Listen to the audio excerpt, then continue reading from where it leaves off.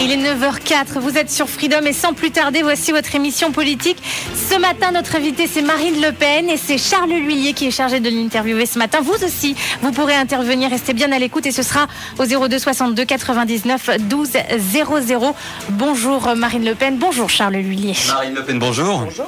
Alors, une heure d'entretien avec vous pour parler de votre programme, notamment votre programme évidemment sur l'outre-mer, mais également un peu aussi sur le plan national, car l'actualité est riche. Alors, on va aborder votre programme économique, social, sécuritaire, vos opinions sur les valeurs sociétales, on en parle beaucoup en ce moment. Une heure d'entretien avec vous, où les auditeurs, vous qui nous écoutez, vous aurez la parole. Il y aura Marine Le Pen, des gens qui vous apprécient, d'autres un peu moins. J'imagine que ça ne vous gêne pas, vous n'êtes pas en sucre, on le sait.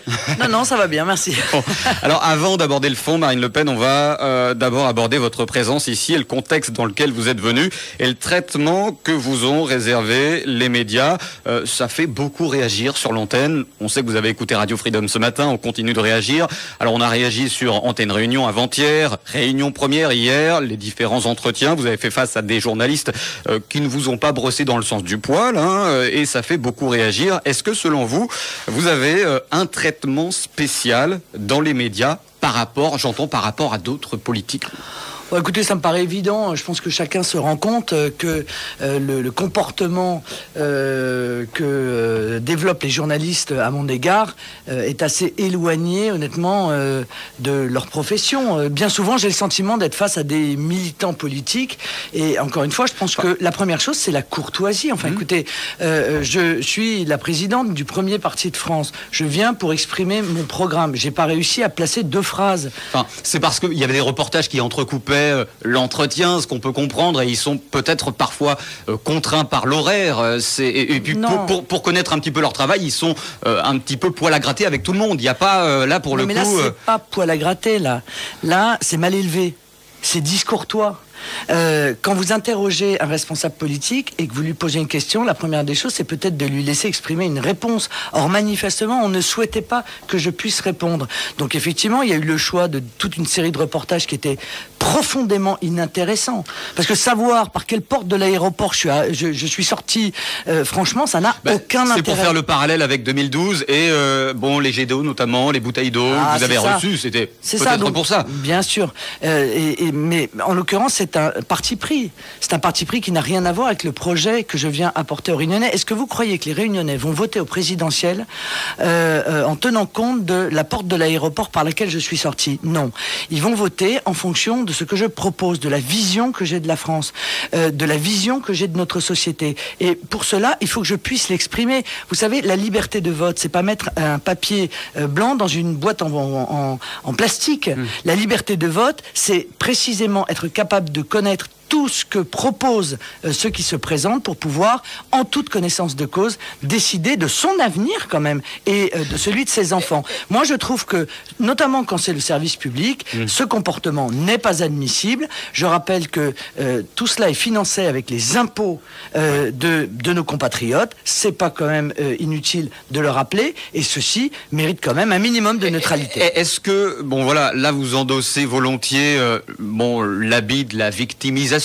Est-ce que, selon vous, ça met pas un petit peu d'eau à votre moulin d'être la candidate des exclus quand on est soi-même, soi-disant, exclu, comme vous le dites?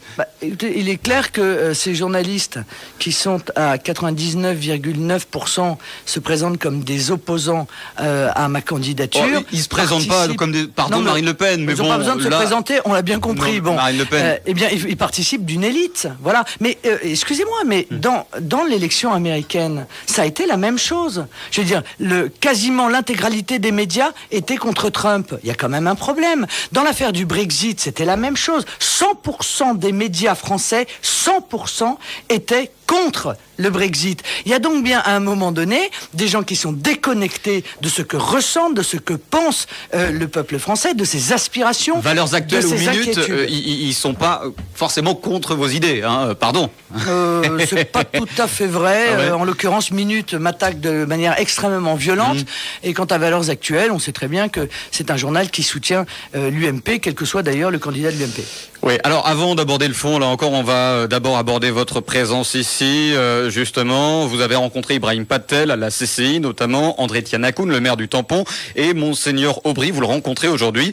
Force est de constater que, pardon, mais ça ne se bouscule pas au portillon, notamment chez les élus. Sans dire que vous êtes persona non grata ici, vous n'avez pas l'impression que sur le plan politique, vous êtes un petit peu seul, un petit peu esseulé, pas vraiment soutenu quand on compare notamment aux dernières visites qu'on a eues avec les autres candidats. Je pense à Alain Juppé qui a été reçu par tout le monde. En tout cas de la droite. Oui, écoutez, très bien, c'est une belle démonstration. Voilà, je vous expliquais tout à l'heure qu'il y a un système qui se soutient, qui se défend, qui est constitué de la classe politique française, constitué en grande partie de la classe médiatique française, et qui se fait la courte échelle. J'ai presque envie de vous dire que je suis pas mécontente de voir que un certain nombre d'élus ici considèrent que je viens donner un coup de pied dans la fourmilière.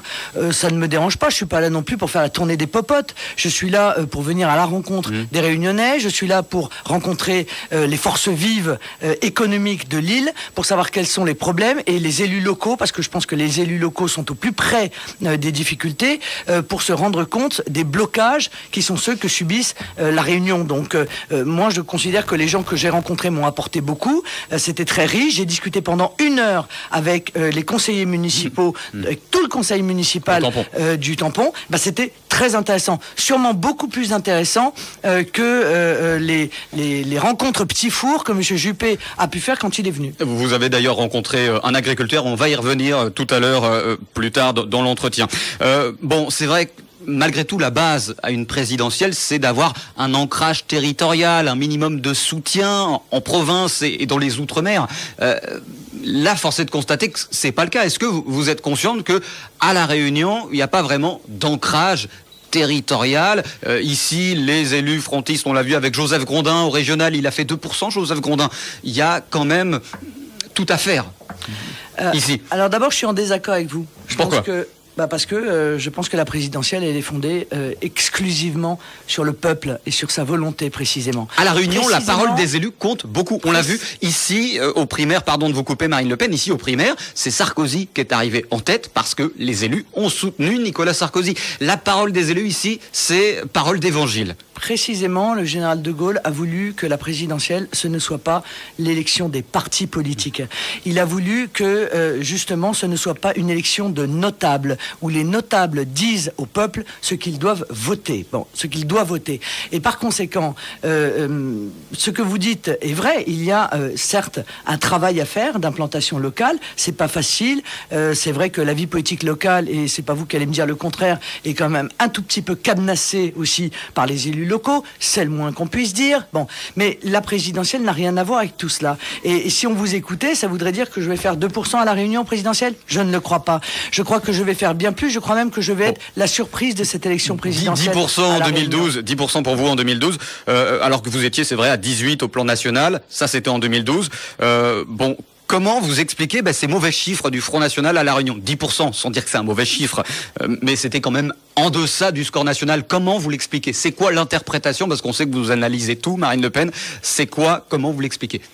Non, mais je ne l'explique pas particulièrement. Ce que je pense, c'est que comme nous avons un déficit d'implantation locale, du coup, la parole du Front National est assez peu relayée dans les médias de l'île et que, par conséquent, beaucoup d'électeurs ne savent pas précisément ce que nous voulons proposer. Et beaucoup aussi sont encore victimes de la caricature qui a été faite de moi ou de mon mouvement par nos adversaires politiques. Et donc, voilà, il est, je pense, c'est la raison pour laquelle quand je viens... Vous pensez que vous pouvez être première ici à La Réunion ou pas? Je pense que c'est possible.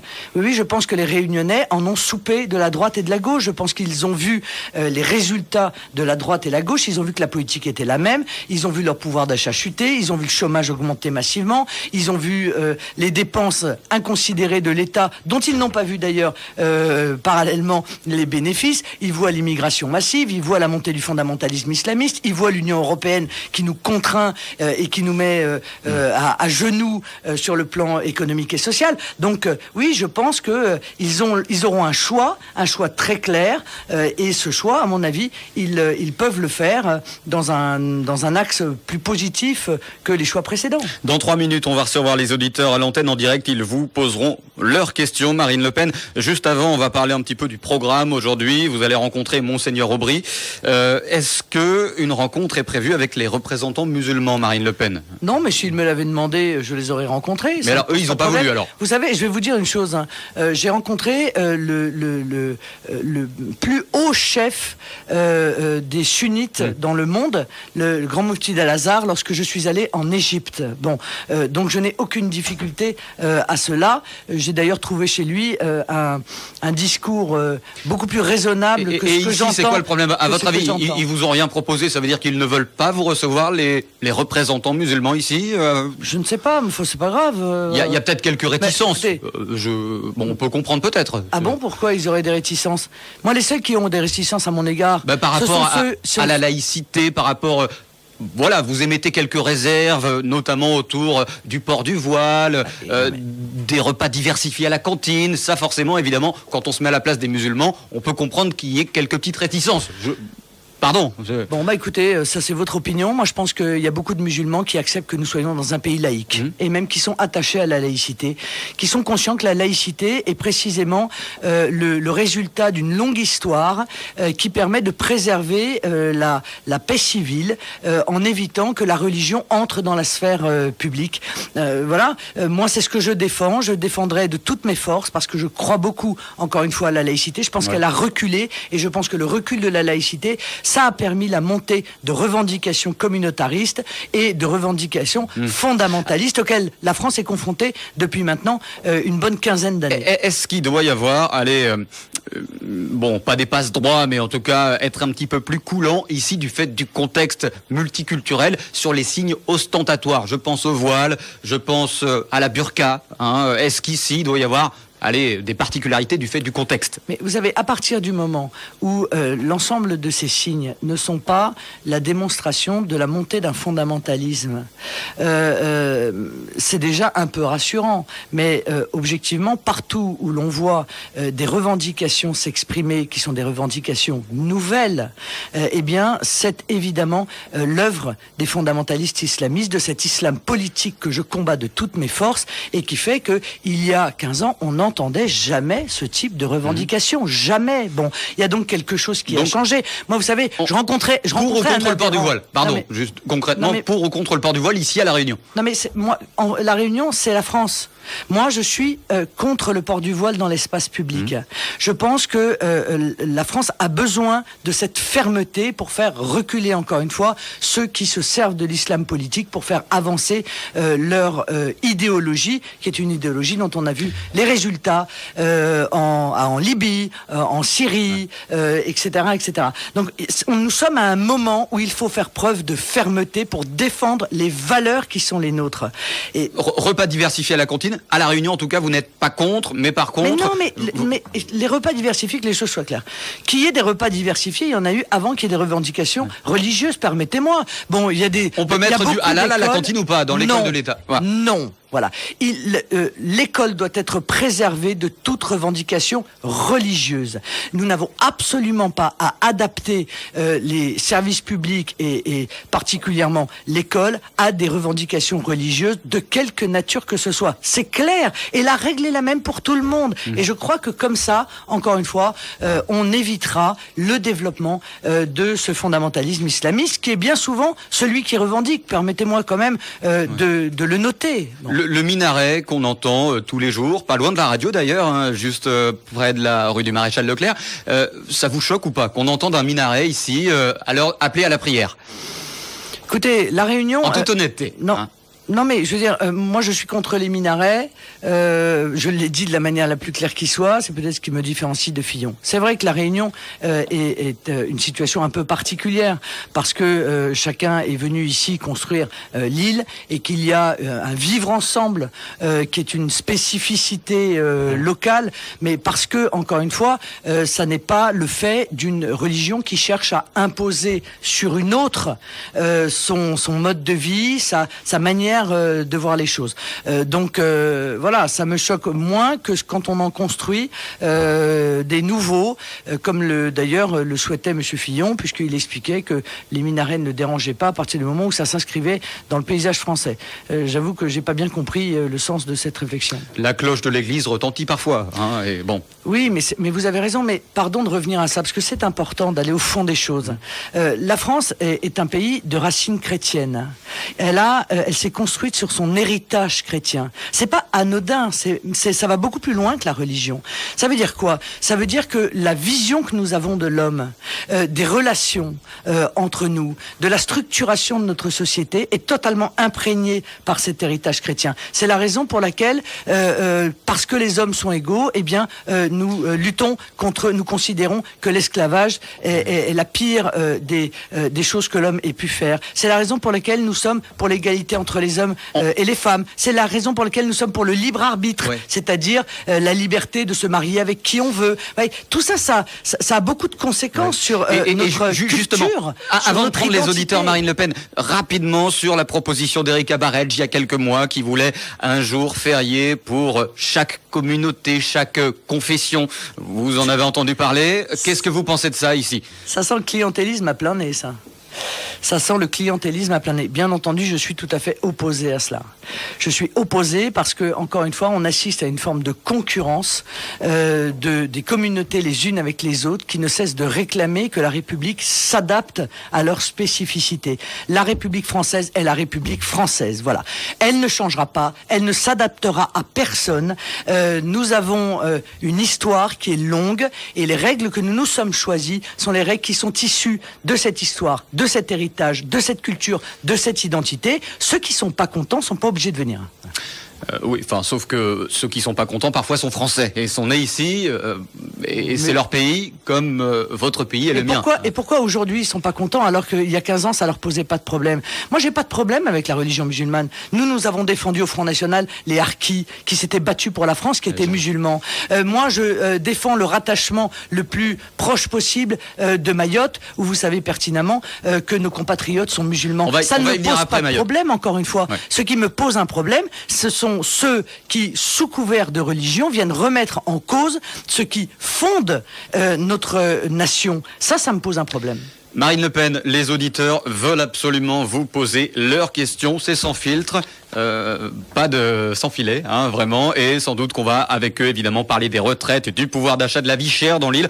On commence tout de suite. Bonjour. Bonjour. Bonjour, monsieur. C'est à moi. Oui, tout à fait, c'est à vous, il est 9h20. Bonjour, Madame Le Pen. Bonjour, monsieur. Voilà, ma question concerne surtout les émigrants. Vous savez parfaitement que les émigrants, ils viennent de pays dits pauvres, mais qui ont des richesses dans leur pays.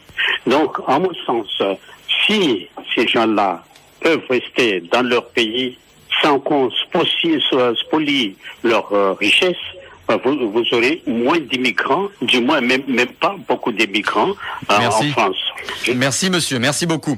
Marine Le Pen. Mais monsieur, je suis parfaitement... L'immigration. Mais monsieur, non mais sur ce sujet, je suis parfaitement d'accord avec monsieur.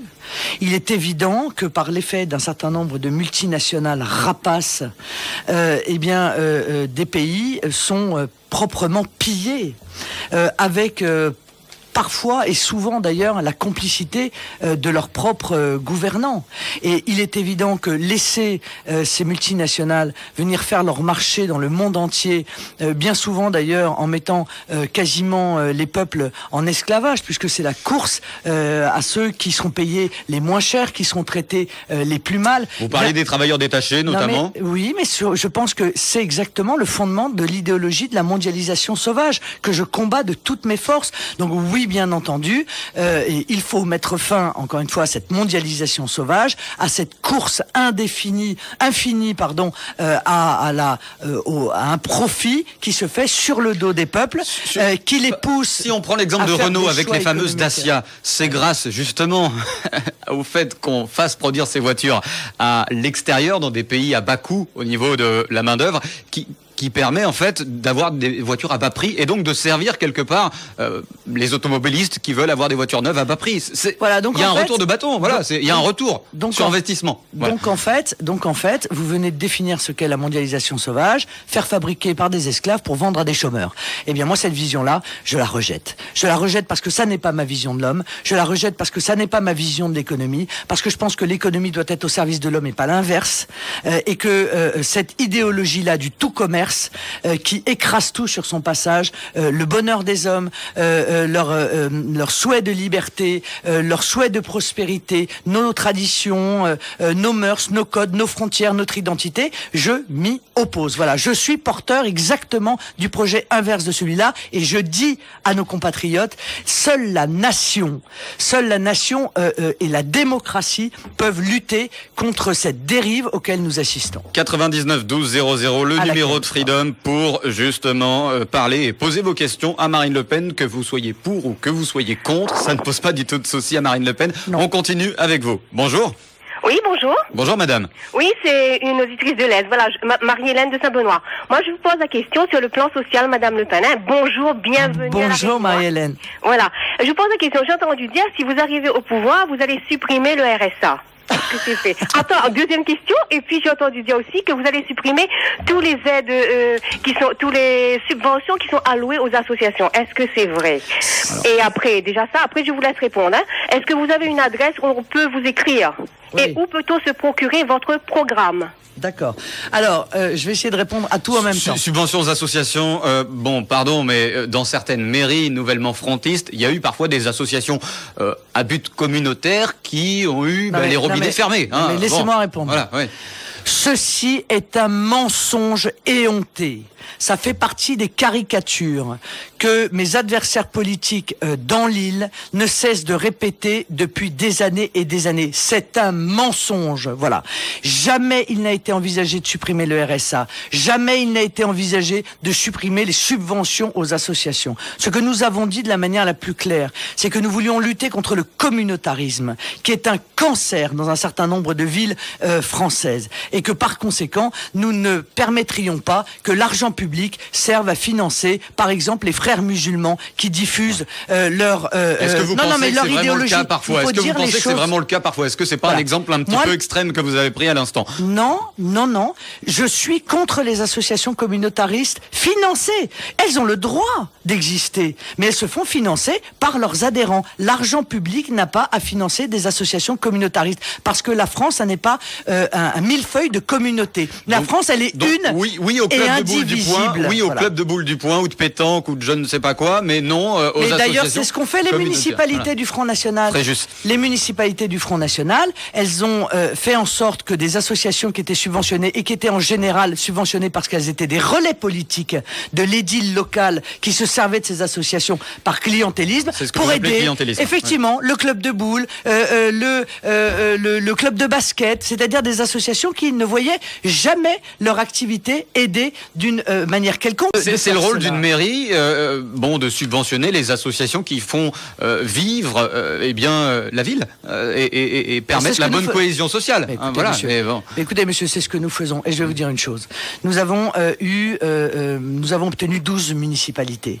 Un an après, il y a eu un sondage qui a été fait. 73% des gens... Sondage interne, Marine Le Pen, sondage interne. Absolument pas, alors, monsieur. Le sondage fait par qui? Non, absolument pas. Fait par qui le sondage? C'était l'IFOP, je crois. Donc, vous voyez, c'est pas des amis. Bon, un sondage pas du tout, fait par un grand institut de sondage qui a indiqué que 73% des habitants se félicitaient de la gestion du Front National. Et c'est si vrai que lors des élections départementales suivantes, nos maires ont fait des scores absolument spectaculaires dans leur ville, ce qui démontre que la population était heureuse de la manière dont les maires Front National ont géré leur ville. Voilà, ça c'est la réalité. C'est pas les fantasmes, c'est pas la caricature, c'est pas les mensonges qui sont diffusés par les uns et par les autres, qui manifestement n'arrivent pas à nous faire baisser en luttant contre nos idées. Alors ils se servent de toute une série de stratégies mensongères pour essayer de le faire. Marine Le Pen, on est avec vous jusqu'à 10h.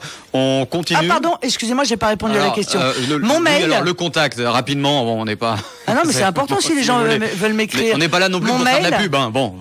Non, mais c'est pas de la publicité. Enfin, écoutez, c'est normal de pouvoir contacter un responsable politique. marinelepen@yahoo.fr. Ça, c'est mon mail personnel. Et quant à mon site internet, c'est Marine 2017. Voilà, ça y est, ce sera tout pour ce volet.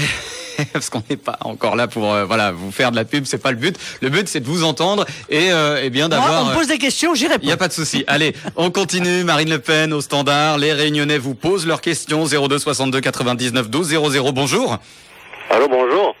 Oui, bonjour monsieur. Marine Le Pen vous écoute. Je suis en direct à la radio. Vous êtes en direct. Bonjour monsieur. Bonjour Marine Le Pen, bienvenue à La Réunion. Merci. Moi, je suis un ancien socialiste. J'ai été déçu par la politique de notre président là, en ce moment.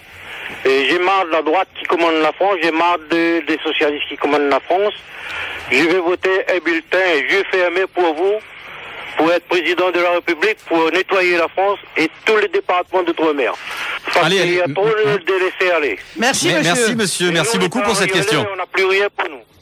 Merci beaucoup, monsieur. Alors bon, je vais essayer... là, c'était pas vraiment une question, c'était plus, Oui, mais regardez. Une incantation. Non, c'est pas une incantation. non, c'est pas une incantation, pardon. C'est cri de désespoir qui est poussé par un très grand nombre de nos compatriotes et de Réunionnais. On n'a plus rien pour nous. Les gens ont à juste titre le sentiment que l'on fait des efforts considérables pour venir en aide à une immigration qui est de plus en plus importante, y compris clandestine, alors que eux-mêmes, on leur demande en permanence de se serrer la ceinture et de faire des sacrifices. Ils ont raison de crier à l'injustice, car c'est une réelle injustice. On continue. Merci de poser vos questions, bien sûr, de façon explicite, à Marine Le Pen qui vous écoute. Bonjour. Oui, bonjour. Bonjour, monsieur. Une question pour Marine Le Pen? Oui, 4 questions. Oui, bonjour. Oui. Alors, une va suffire, rapidement, pour qu'on prenne le maximum de gens. Oui, voilà, ma question c'est sur les retraites, sur les retraites, les vieilles personnes, sur l'emploi, et aussi sur au niveau des fonctionnaires, tout. Ouais. Moi, je dirais que, ma question c'est ça, les gens souffrent beaucoup, et il n'y a pas de travail, et les autorités, ils font rien pour ça. Vous êtes vous-même retraité, monsieur?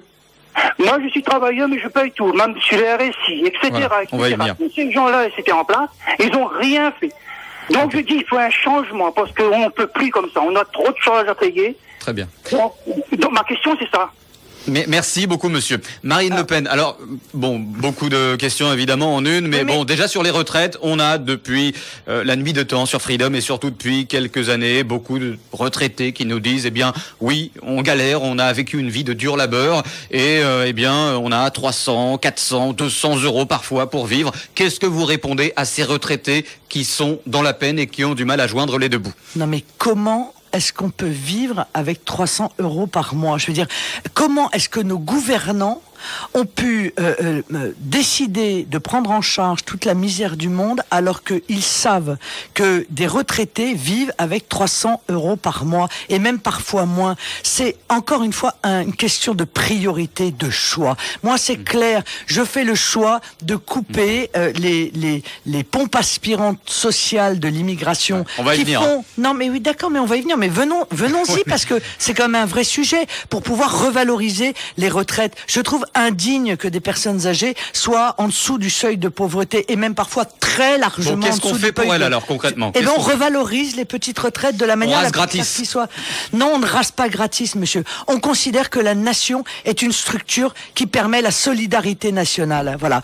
Et puis, on met en place les conditions pour retrouver l'emploi. Parce que je vous signale que le paiement des retraites, c'est évidemment lié au niveau d'emploi dans notre pays. Or, il y a moins d'actifs qu'il y a 30 ans, et plus de retraités retraités, justement. Non, mais en tout cas, il y a le rapport entre les actifs et les retraités n'est pas le même qu'il y a 30 ans, donc ça pose quelques difficultés. Non, mais tout ça a été analysé. Il y a eu un papy boom lié au baby boom, ouais. et ça, c'est une courbe qui va redescendre. Non, le problème, c'est qu'il n'y a pas d'emploi dans notre pays parce que les choix économiques qui ont été faits de se soumettre à l'Union européenne, d'ouvrir totalement nos frontières, de mettre en place le libre-échange, de mettre nos productions en concurrence déloyale avec tous les pays de la Terre, tout ça a entraîné un chômage de masse. Et je rajoute à cela l'euro, qui est un obstacle majeur et qui a entraîné un surenchérissement du coût de la vie absolument spectaculaire. Voilà. Donc, il faut faire des choix. Moi, mon choix, c'est celui de la solidarité nationale. Je réserverai la solidarité à nos compatriotes français. Et vous faites référence à l'aide médicale d'État, notamment, qui coûte 1 milliard d'euros. Vous le dites régulièrement. Est-ce que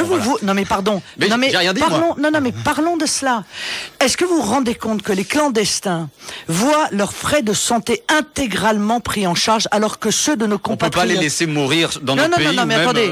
Médical d'État n'existe pas. Vous on laisse pas qu'il y a mourir. Une immigration médicale parfois ou pas? Laissez-moi terminer. Ouais. Sinon, personne ne comprendra rien à la position qui est la mienne. Bon, l'aide médicale d'État, ça permet aux clandestins de faire prendre en charge l'intégralité de leurs frais de santé, l'intégralité, alors que nos compatriotes qui travaillent, qui cotisent, eh bien eux-mêmes ne voient pas l'intégralité de leurs frais de santé de pris en charge. Est-ce que c'est normal? Réponse non. Est-ce que j'y changerai quelque chose? Un maximum Réponse oui. Alors quand des clandestins, Marine Le Pen, il y a beaucoup d'auditeurs qui veulent vous poser des questions. Termine. Quand des clandestins sont en situation de danger vital, évidemment, on les soigne comme dans tous les pays du monde, mais l'aide médicale d'État, c'est terminé. Voilà. Allez, on continue. 02 62 99 12 00. Marine Le Pen, je vais vous demander pour les auditeurs, pour qu'il y en ait un maximum qui vous posent leurs questions, d'être, dans la mesure du possible, concise. C'est très difficile, je sais, mais essayons.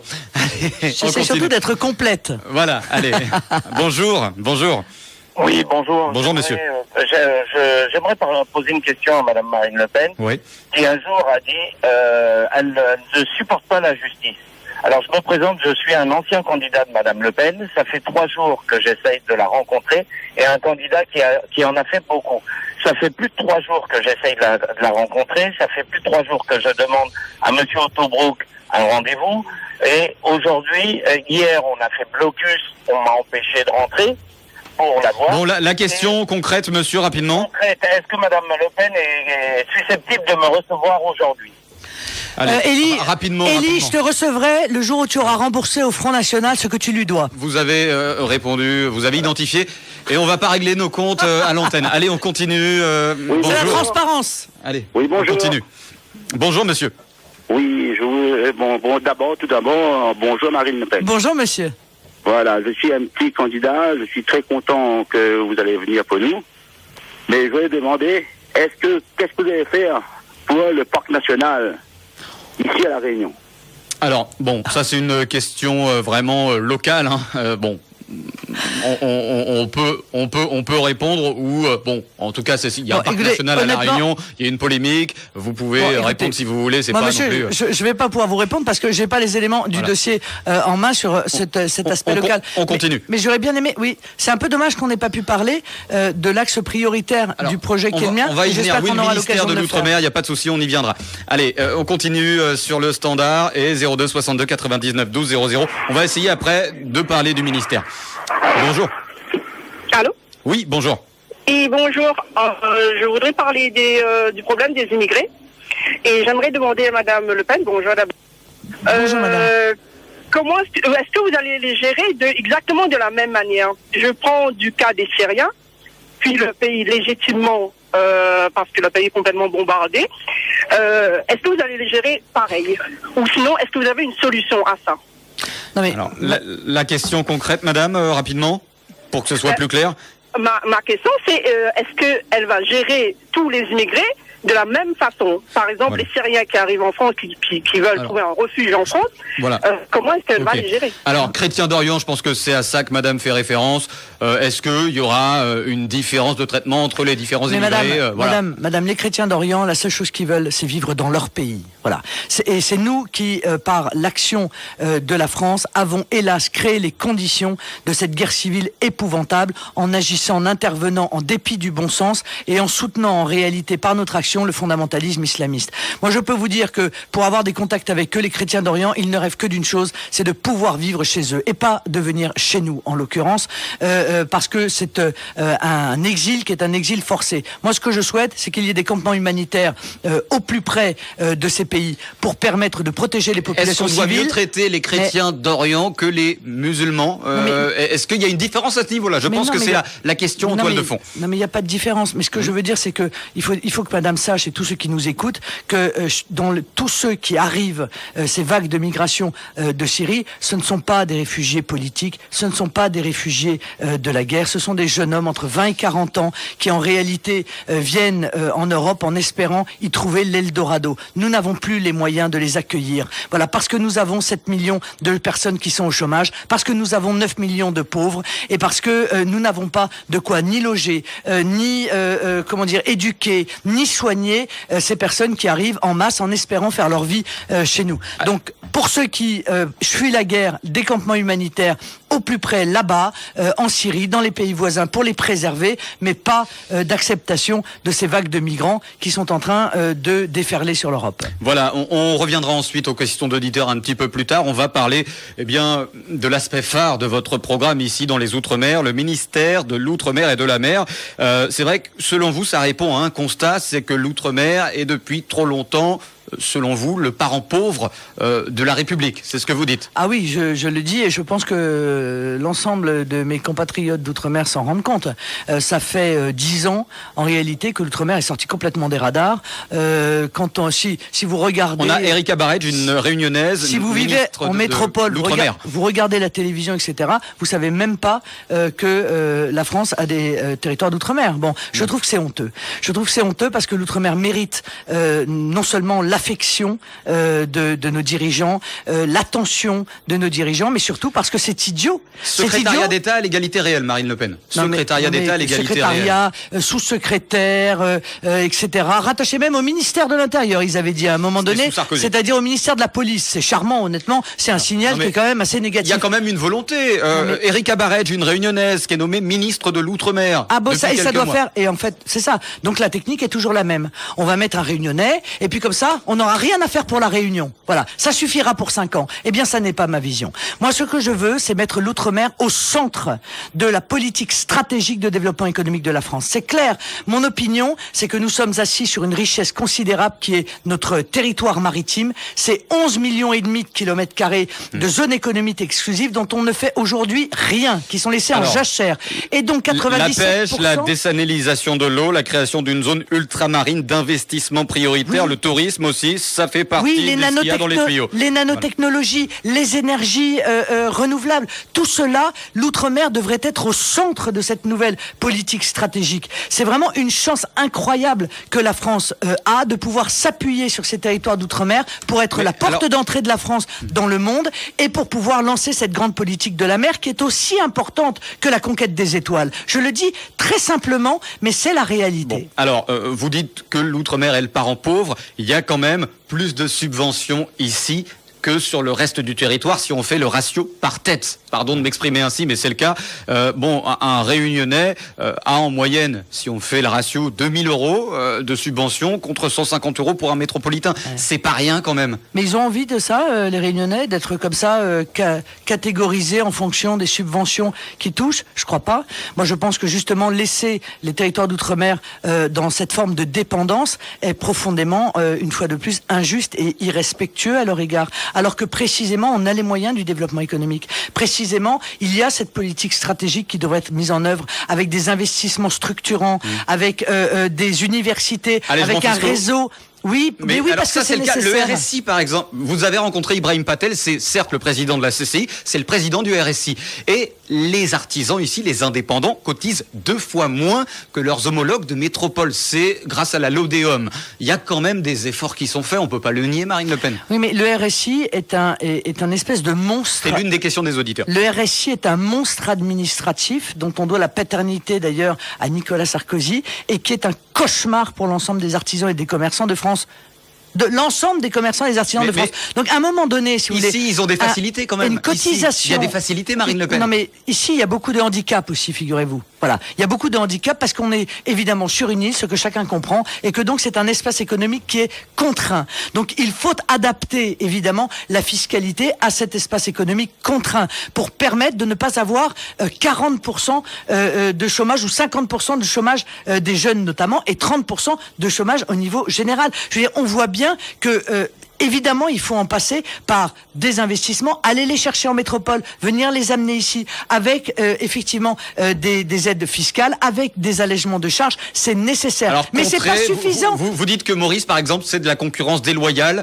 Les îles autour de nous, c'est comme ça que vous voyez les choses. Hein. Non, mais surtout, ce que je vois, c'est qu'on fait pas de patriotisme économique. Alors, voilà. Et moi, je veux faire du patriotisme économique. Alors, je vais vous donner un exemple. On a subventionné ici, on a subventionné une entreprise qui est allée acheter des bateaux en Chine pour aller faire pour pêcher dans les eaux françaises et pour conditionner les poissons à Maurice. Est-ce que vous croyez que c'est normal? Alors, moi, je considère que c'est délirant. On le disait en préparant l'interview, Marine Le Pen, le patriotisme économique, c'est interdit. Vous êtes député européen, vous savez mieux que quiconque, c'est interdit par l'Union européenne. Comment on fait? Eh ben, on vote pour moi. Non, mais Marine Le Pen. On vote pour moi, monsieur, parce que... Sérieusement.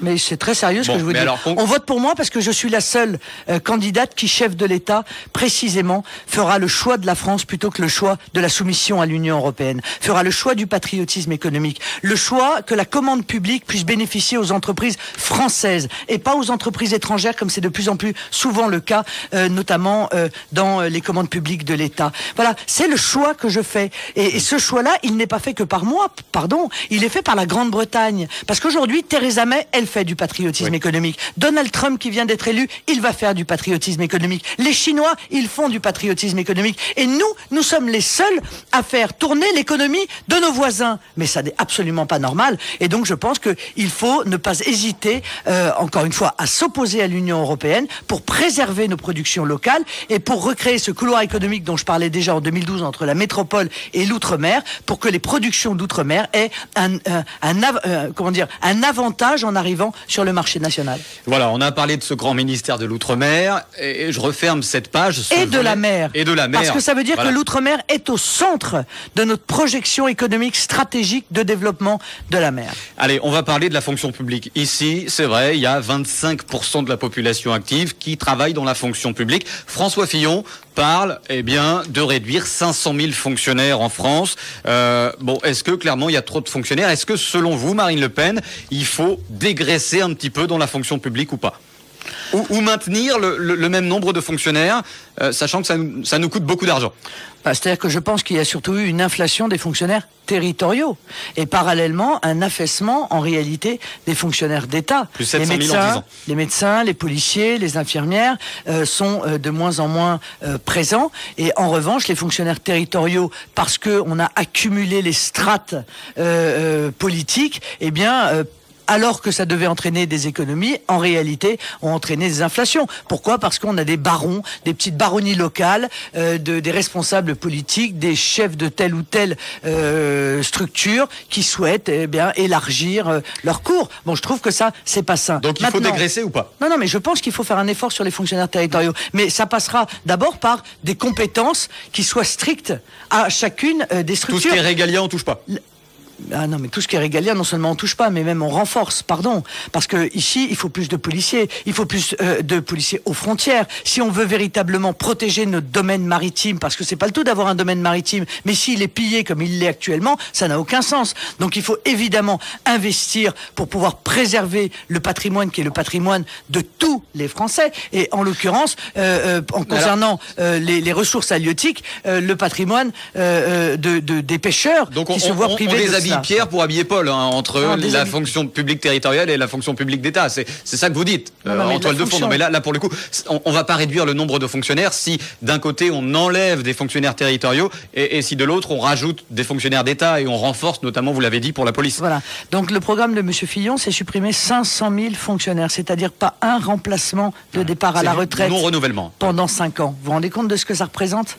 Est-ce que vous vous rendez compte de la saignée que ça représente pour les services publics? C'est ce qu'ont fait les autres pays européens et et bon, il n'y a pas eu de souci. Non, pas du tout. Ce que vous dites est totalement faux. Non, ce que vous dites est totalement faux. Voilà encore des fantasmes qu'on diffuse pour pouvoir justifier une politique qui est injustifiable. Ça n'est pas vrai. Les autres pays, en matière de les dépenses et notamment le pourcentage des emplois publics par rapport à l'emploi général n'a rien de spectaculaire.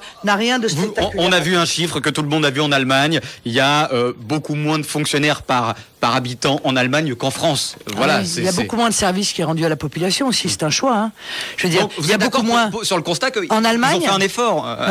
Arrêtez cette fascination pour l'Allemagne. Voilà, l'Allemagne c'est l'euro-job, d'accord ? Ça veut dire 1 euro de l'heure le travail. C'est ça l'Allemagne. L'Allemagne, ça a été une cure d'austérité absolument épouvantable sous Schröder, dont les classes populaires et les classes moyennes ont été les premières victimes. C'est ça le modèle ? C'est pas mon modèle. Moi, je pense qu'on peut obtenir de la croissance, de l'emploi, précisément en changeant les choix économiques qui nous sont aujourd'hui imposés par l'Allemagne. Je ne veux pas de ces choix économiques qui sont auxquels se soumettent notamment Monsieur Fillon. On en arrive à quoi avec cette soumission ? Disparition de la sécurité sociale, c'est ce que veut Monsieur Fillon. Suppression de la durée légale du travail. Il veut qu'on puisse travailler jusqu'à 48 heures. Bon, pas bon. Madame Le Pen, c'est vraiment ce qui est fixé par l'Europe, 48 heures, le nombre maximal d'heures qu'on peut travailler. En tout cas, par exemple, dans les collectivités territoriales, notamment et pour les fonctionnaires, il veut obliger les fonctionnaires à pouvoir travailler 39 heures, payer 37. C'est ce qui a été dit. Vous avez suivi le débat. C'est ça. Donc on est passé de travailler plus pour gagner plus à travailler plus pour gagner moins. Formule facile. C'est le cas selon vous ? Mais, enfin, écoutez, si vous êtes, moi je suis désolé, mais moi je suis prête j'accepte la négociation par branche des entreprises pour revenir à 39 heures par branche et pas par entreprise, parce que sinon on va créer une concurrence déloyale entre entreprises de la même branche. Mais enfin, la moindre des choses, si les gens travaillent 39 heures, c'est de les payer 39 heures, parce que la conséquence Vous pensez qu'il faut qu'ils travaillent plus les fonctionnaires ou pas dans les collectivités territoriales ? La conséquence des 35... Vous dites qu'il y a trop de monde. Non, mais la conséquence des 35 heures, ça a été quoi ? Ça a été qu'en fait les salaires ont été gelés, et ça, les salariés ils s'en sont bien rendus compte. On leur a dit, regardez, vous allez travailler 35 heures, payer 39, sauf que depuis, les salaires n'ont pas bougé. Ils ont eu leur mercredi après-midi ou bien une après-midi par semaine pour aller porter le petit garçon au foot, pour aller voir la petite fille à l'école de danse. Ça va au-delà de l'argent. Non mais au-delà de l'image d'Épinal, la durée légale du travail, elle a une importance. Pourquoi ? Parce qu'en réalité, elle déclenche les heures supplémentaires. Et une des choses que Sarkozy a fait de bien, c'était la défiscalisation des heures supplémentaires. On peut lui accorder ça. Parce que ça a permis à beaucoup de gens de mettre du beurre dans les épinards, croyez-moi.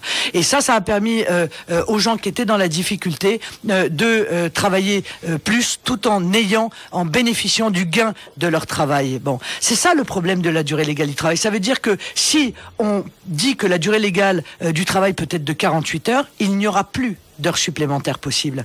Donc c'est vraiment quelque chose qui va avoir une influence directe sur la vie quotidienne des gens. Et croyez-moi que le programme d'austérité massive de Monsieur Fillon, vous croyez que les conséquences vont se faire ressentir où ? Mais en premier en Outre-mer et dans la ruralité française. Voilà, parce que c'est là où on va voir les services publics disparaître, reculer, alors même qu'il y a toute une série de territoires qui sont en voie de désertification. On parlait de la fonction publique.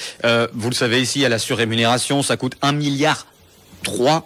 Quand même à la France chaque année dans tous les DOM, et c'est vrai qu'il y a 35% pour les territoriaux, 53% pour les fonctionnaires d'État. Qu'est-ce qu'on fait avec cette surrémunération ? Alors moi je vais vous dire, j'envisage pas de décision intempestive sans d'abord en avoir parlé avec les différents élus. Mais je pense que spontanément, j'ai tendance à penser que le niveau, compte tenu de la spécificité réunionnaise, il conviendrait de maintenir aujourd'hui le niveau actuel. Mais je pense qu'à long terme, il faut envisager la disparition progressive pour les nouveaux arrivants, notamment dans la fonction publique, de la surrémunération. Voilà. Mais il ne faut pas que ça se fasse sans dialogue préalable. Je pense qu'il faut une montée en puissance des fonctionnaires réunionnais. Ça me paraît déjà être un moyen de limiter. D'autant que, nonobstant ce que je vous dis là, je compte lutter, moi, contre la vie chère. Je ne vais pas me soumettre. On va y venir après, si vous voulez, Marine Le Pen. Pardon, c'est lié. Alors, vous dites que ça crée une inflation, la surrémunération. La vie économique d'une société, c'est pas des tranches de saucisson. Vous voyez, on peut pas saucissonner, sinon on comprend rien à ce dont on parle. Il est évident que la surrémunération a un lien absolument direct avec la cherté de la vie, oui ou non ? Ah, moi, je ne pense rien, Marine Le Pen. Non, mais c'est pas ça. C'est pas une opinion politique que je vous demande. C'est une évidence. Les surrémunérations ont été en partie justifiées. Erika Barretch dit que cette surrémunération, ça permet d'avoir, de faire marcher l'économie, en tout cas dans l'île. Voilà, d'avoir des gens qui gagnent beaucoup d'argent ou de l'argent et qui achètent, qui font marcher l'économie, tourner l'économie. Alors d'accord, donc s'il s'agit de relancer l'économie par la consommation, alors je vois pas pourquoi c'est réservé aux fonctionnaires. Donc c'est incohérent et injuste la manière dont c'est réfléchi et mis en œuvre, vous voyez. Bon, donc non, je pense que la surrémunération, c'est un moyen de compenser, dans l'esprit de ceux qui l'ont mis en œuvre, en grande partie la cherté de la vie, puisque la vie est 30% plus chère ici qu'en métropole. Mais pourquoi ne pas s'attaquer à la cherté de la vie ? Pourquoi ne pas s'attaquer alors qu'on connaît quand même un certain nombre d'éléments qui sont des éléments d'inflation des coûts sur l'île. Il y en a quand même de grands. Il y a un peu le rôle de la grande distribution et de la disparition en fait des phénomènes loyaux de concurrence commerciale sur l'île. Et puis il y a l'octroi de mer. Voilà. Alors l'octroi de mer, vous faites une proposition claire, c'est que l'octroi de mer, il faut supprimer ça pour les produits. Alors corrigez-moi si je me trompe, les produits français, il faut enlever l'octroi de mer et les produits étrangers, en tout cas, on garde pour permettre une compétitivité, une attractivité plus importante pour ces produits français et locaux. J'aimerais bien savoir pourquoi les Réunionnais payent un impôt sur des produits français. C'est juste la question que je pose. L'octroi de mer, marcher les collectivités, c'est aussi pour financer le social. En tout cas, c'est ce qui nous est dit. Oui, non mais d'accord, mais un impôt ne peut pas être créé en fonction de sa finalité, si vous voulez. Vous voyez, ça à un moment donné pas de sens. Donc on dit, il faut une enveloppe de tant de centaines de millions, et donc on va créer un impôt pour permettre d'avoir cette enveloppe de tant de centaines de millions. Ça, encore une fois, ça n'a pas de sens. Vous savez, le pacte social, il est fondé aussi sur le consentement à l'impôt. Il faut que les gens comprennent à quoi ça sert, et il faut qu'ils admettent que cet impôt est juste. Cet impôt-là, il est injuste, parce que il est bien, l'octroi de mer, lorsqu'il permet précisément de limiter la concurrence déloyale qui est faite aux productions locales. Donc là, il doit être maintenu. Et il faut discuter avec les élus, avec les acteurs économiques sur son niveau en fonction, effectivement, des produits qui sont concurrencés. Mais sur les produits français, il n'y a aucune raison qu'il y ait un octroi de mer. Aucune raison. Et ça contribue évidemment à ce que le produit fini arrivé à La Réunion a un coût qui est très supérieur. Alors, vous me dites qu'il faut financer des collectivités. Oui, bien sûr, mais comment ça se passe en métropole ? En métropole, il y a une dotation globale de fonctionnement en fonction du nombre d'habitants. Voilà, chaque commune reçoit tant de la part de l'État. Et ce financement est fait par les impôts. Or, aujourd'hui, les Réunionnais, non seulement ils payent des impôts, mais en plus, ils ont la vie chère à cause de l'octroi de mer. Je trouve que c'est un peu la double peine. Donc je compte remettre ce système à plat pour redonner son véritable sens et sa véritable utilité à l'octroi de mer, quitte à compenser, bien entendu, je l'entends, le financement des communes par l'intermédiaire du système général. Il est 9h54, Marine Le Pen, vous êtes avec nous jusqu'à 10h. On va essayer d'ici 1 à 2 minutes de prendre des auditeurs pour terminer l'émission. Évidemment, ils sont nombreux à vouloir vous poser leurs questions. On va d'abord aborder éventuellement votre prochaine étape pour vous. Ce sera Mayotte. Parmi les thèmes que vous aborderez là-bas, entre autres, on imagine que c'est l'immigration venant des Comores. Comment vous expliquez à des Comoriens qui meurent de faim qu'il ne faut pas prendre un kwassa pour venir sur le sol français? Comment vous leur expliquez? Non, mais si on vous écoute, il va falloir accueillir la moitié de l'humanité, hein, parce qu'il y a la moitié de l'humanité qui vit dans des conditions qui sont terribles. Voilà. Je crois que l'Arabie Saoudite est en train de massivement investir aux Comores. Donc ça pourrait justifier d'ailleurs le retour. L'Arabie Saoudite est très riche, donc je pense que les Comores vont devenir très probablement très riches. Quoi qu'il en soit, si vous voulez, moi si je ne suis pas insensible à la situation difficile de nos voisins, ma priorité, c'est de protéger les Français. C'est ma priorité. Par conséquent, je vais supprimer le droit du sol. Je vais supprimer l'intégralité des allocations qui sont versées aux clandestins. Je vais supprimer l'aide médicale d'État. Bien sûr que c'est un appel d'air. Je vais supprimer la scolarisation automatique des enfants de clandestins, car tout ça contribue à créer les flux migratoires de demain. Et je vais renvoyer les clandestins dans leur pays d'origine. Voilà. Je vais leur dire qu'ils n'ont pas été invités et ça coûte 2 500 € de les renvoyer. 2500 Non, euros. ça ne coûte pas. Non, c'est le gouvernement français qui donne 2500 euros. Voilà, ça coûte 2500 euros. Non, mais je peux vous dire qu'avec moi, ça ne coûtera pas 2500 euros. Que les choses soient claires, parce que là encore, c'est un problème de priorité.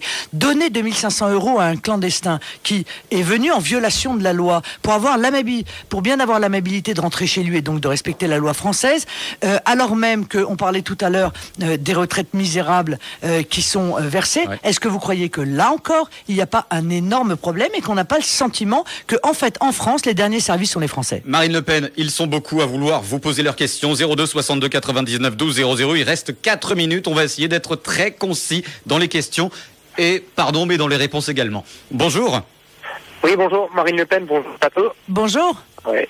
Question toute simple. Est-ce que vous êtes prête à utiliser, comme l'Angleterre, l'article 50 des traités européens pour enlever la France, justement, des traités européens, tout simplement? Monsieur, ce que je ferai, c'est que j'organiserai un référendum. Je dis depuis 4 ans que lorsque je serai à la tête de l'État français, j'organiserai dans les 6 mois un référendum pour ou contre la sortie de l'Union européenne. Je profiterai de ces 6 mois pour aller négocier auprès de l'Union européenne le retour des 4 grandes souverainetés qui n'auraient jamais dû être transférées par nos gouvernants et qui appartiennent au peuple français. Soit l'Union européenne me dit on vous rend vos souverainetés et à ce moment-là on pourra rester dans cette Europe rénovée, soit ils me disent non et je demanderai aux Français par référendum de voter pour la sortie de l'Union européenne. Merci beaucoup d'avoir été courte. On continue sur le standard. La suite, bonjour. Oui, bonjour Madame Le Pen. Bonjour. Eh bien justement, je rebondis, puisque vous savez pertinemment que cette renégociation ne peut pas aboutir favorablement. On ne vous rendra pas la souveraineté. Et vous en avez besoin pour mettre en œuvre votre programme. Donc, voulez-vous finalement, pourquoi ne cacher aux électeurs que la seule solution, c'est de sortir de l'Union européenne? Pourquoi ne pas le dire aujourd'hui? Et dernière question, accepterez-vous un débat avec François Asselineau pour se discuter de cette douloureuse question? Bon, merci, monsieur. La publicité, c'est pas terrible. Merci. Non, mais je ne cache absolument rien, honnêtement. Aux électeurs, j'ai toujours été extrêmement clair, mais il vous aura pas échappé aussi peut-être que le monde est en train de bouger. Le monde bouge très vite. Le groupe de Visegrad, la Hongrie, l'Autriche, la Grande-Bretagne, les États-Unis, on voit bien qu'ils sont tous en train de tourner le dos à cette idéologie du laisser-faire, laisser-aller, laisser-passer, du libre-échange total. Et je pense que très rapidement, un certain nombre de pays pourraient, avec moi, peser sur l'Union européenne pour que celle-ci se réforme. Eh bien, si c'est pas le cas, nous en sortirons. Et on salue l'UPR. Allez, on continue. Oui, bonjour. Bonjour. C'est Mike.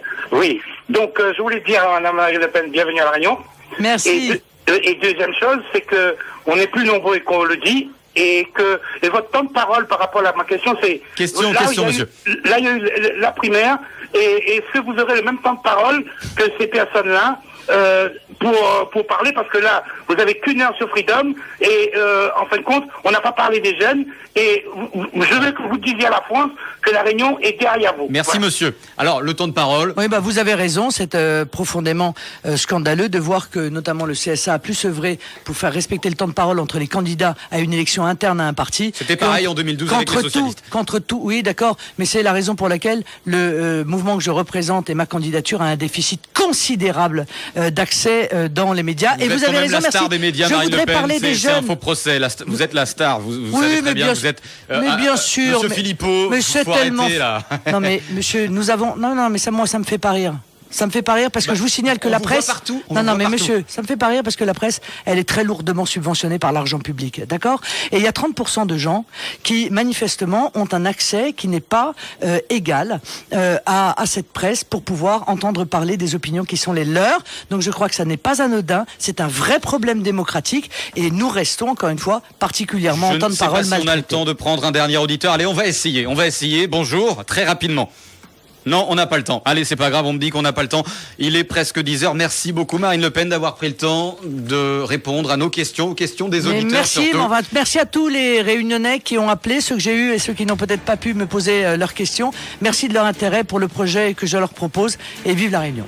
Merci beaucoup Marine Le Pen.